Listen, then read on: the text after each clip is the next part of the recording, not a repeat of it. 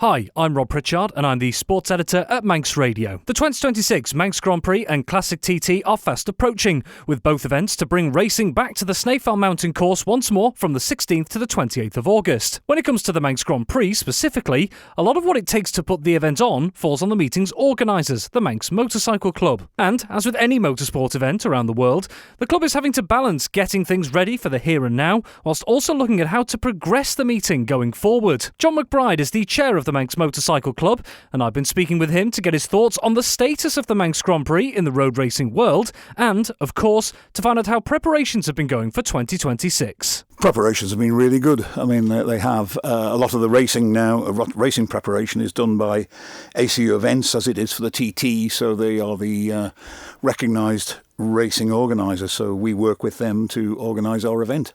But really everything is just about online, yes. In terms of the entries this year, I mean, how are we looking in terms of both regular competitors and coming back and newcomers taking part this year as well? Yes, well, we've got, we accepted, we can only start 60 riders on the course now, and we accepted more entries than we possibly could accommodate, but due to natural wastage, this has been a very good good exercise, because we've lost a few people through incidents and what have you, and injuries. So yeah, I think we're there. We should have 60 for each race, hopefully. Probably a few less in the sport bike and junior. Speaking of the sport bike and junior, this largely mirrors the change that was also made at the Alaman TT races as well. This sort of transition the class is going through with twin-cylinder machines and these sport bike machines. So how have you found preparing for that, bringing a whole new class of bike, if you like, into this class? It's expensive because the sport bike basically is a very heavily regulated class. However, Super Twin, which we're still accommodating, is less regulated, but we are accommodating both of those. And I have to say that most of the entries in the Manx Grand Prix are Super Twins, and we think that'll continue for some time to come, really. Although we've branded the event sport bike. Super Twins will be the mainstay of the class for a little bit longer. I remember speaking to the clerk of the course, Gary Thompson, head of the TT, and a little bit about this new look sport bike class, if you want to call it that, and he said that this could be the start of a bit of a change generally over the coming years that will see Super Twins eventually phased out and sport bike become a little more prominent. Do you see that possibly happening with the Manx?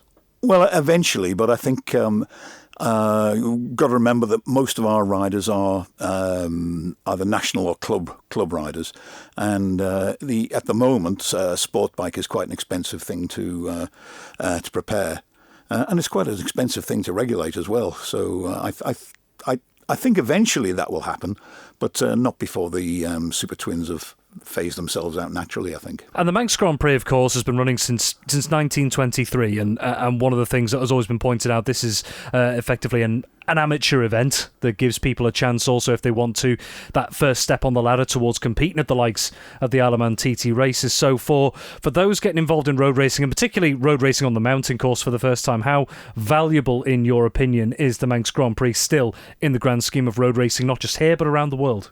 Well, I think it is the ultimate road race. There's no doubt about that.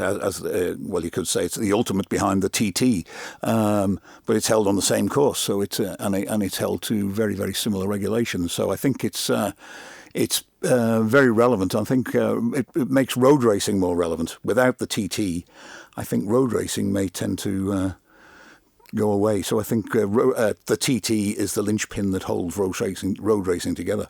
The TT and Manx Grand Prix. Indeed. And in terms of the Manx Grand Prix, on this subject, that it is a bit of a kind of stepping stone for a lot of riders, if you like, towards the likes of the TT. There's no getting away from the fact that motorsport, and road racing is no exception, continues to be a big cost. And in today's world where costs are rising, how challenging is it, first of all, for the riders who want to take part and actually get here? Well, it must be very challenging. I mean, I can remember when I was riding, I thought it was expensive then, but I just can't believe the costs involved now in running a full competitive racing machine.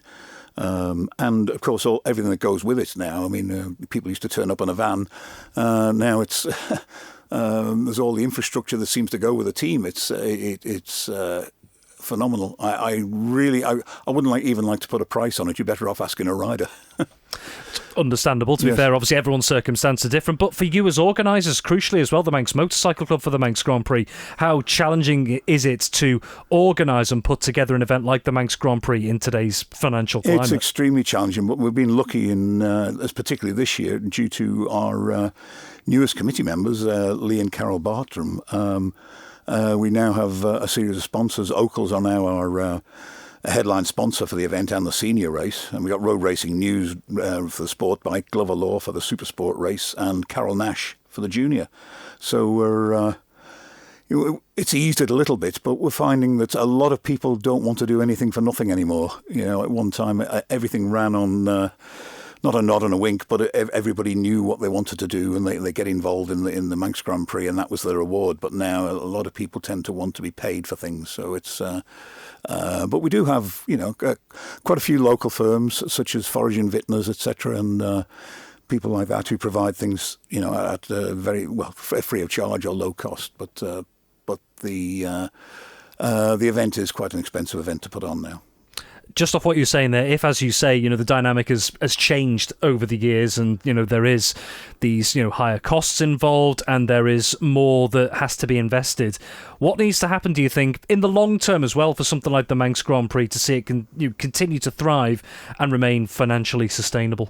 Well, I think at the moment it's supported by government. We don't take anything from the government for ourselves, but government do provide a certain amount of the funding towards maintaining the infrastructure around the course, etc., etc.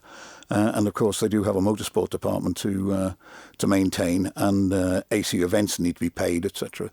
So we are still heavily reliant on government, but we hope that in return we are bringing in sufficient visitors to cover the costs.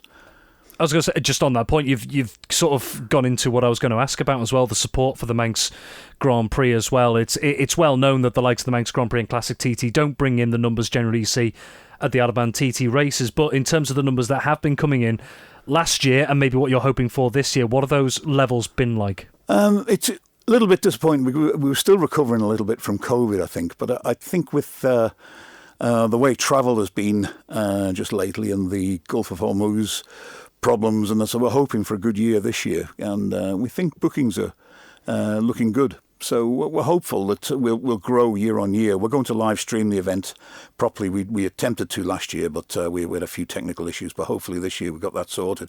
And we hope that'll get the Manx Grand Prix out to a bigger audience. And it's one of the things that we have recognised is that we need to appeal more to the average motorcyclist. And whether that's bringing in other events, during the week to make it more of a festival again, I don't know, but that's something we really have to look at. And I think that's one of the things. I don't think everybody is necessarily interested just in the racing. I think people want to come here and have a good time.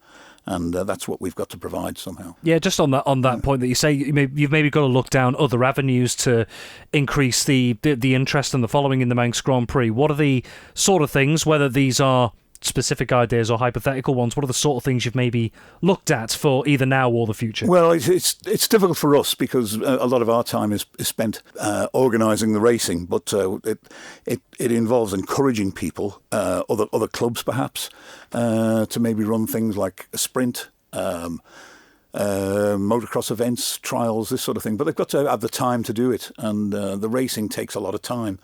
So I think it's something I believe we're going to have to look at. And for whether the Manx Grand Prix or road racing in general, in years gone by, we've seen particularly the likes of the Alaman TT race on maybe certain days off from racing or practice, if you like, as well. There have been other events that take place across the island. Is that a bit of a consideration from the Manx Grand Prix perspective, that particularly when there's no action going on the course, that you can have these conversations with other communities, other organisations around the island to almost get them involved in the whole near 2-week experience? I think that's what I meant previously. I think that's exactly what I think should be happening, really, because the more people we have here, the better the atmosphere. People go away, they enjoy themselves, they come back, and it's building. And I think we're in we've got to a level, and I think we can build on that now. Looking then to what happens on the course, of course, the notorious thing that hangs over all of us is the weather, something none of us can control. But, of course, it's another busy schedule for the Manx Grand Prix, which starts the whole sort of 2-week period off ahead of the Classic TT later on. I suppose, is there enough wiggle room around the current schedule in case there is any disruption due to weather, do you think? I think there is. Gary Thompson is getting very cunning now, and he's very good at finding time here, there, and everywhere. I think the biggest issue is being able to keep all the marshals and officials on song and then happy. I think that's one of the biggest issues. Just on that point there with the marshals, and that they are still looking for numbers for certain sessions, particularly the contingencies and the Sunday session, as we're speaking right now. This seems to have been a thing that's come up, is, like you say, keeping the marshals happy. They're stood out on post, often for long periods of time, and sometimes in terrible weather when we're waiting for things to happen as well. So what more can you do as the Manx Motor Cycle Club, as organisers, maybe to give back to these volunteers a little bit? Yes, well, it's something we always look at all of the time, and it's very difficult for us because the TTMA are very, very good at looking after their people. So I think it's something... we would work with them. If they had anything to suggest that we could do, we'd certainly look at it. Looking ahead, just 2 more quick questions. So on the whole event, as it is planned out, of course, things can change. What, as an organiser, as the organisation, if you like, what would you class quite generally as a successful Manx Grand Prix? A successful Manx Grand Prix is good racing, good weather, and everybody going home thinking they've had a wonderful time. Short and sharp and to the point. And just finally, for I suppose anyone who is maybe considering just the last minute, maybe considering coming to watch the Manx Grand Prix, what would you maybe say to them to sell it to them, maybe? Well, you need to get here. If you've been to the TT, come to the Manx Grand Prix and just see what a real road race is about. Thank you for having the stamina to make it to the end of the Manx Radio Sportscast. You're clearly someone who has their eye on the ball at all times. Want to hear more about the latest sporting news across the Isle of Man and much more? Then might I recommend you take the plunge and subscribe to this series or a wide range of Manx Radio podcasts at your favourite podcast provider, so that, in a flash, all of our finest moments take a winner's place on your smartphone. Thank you.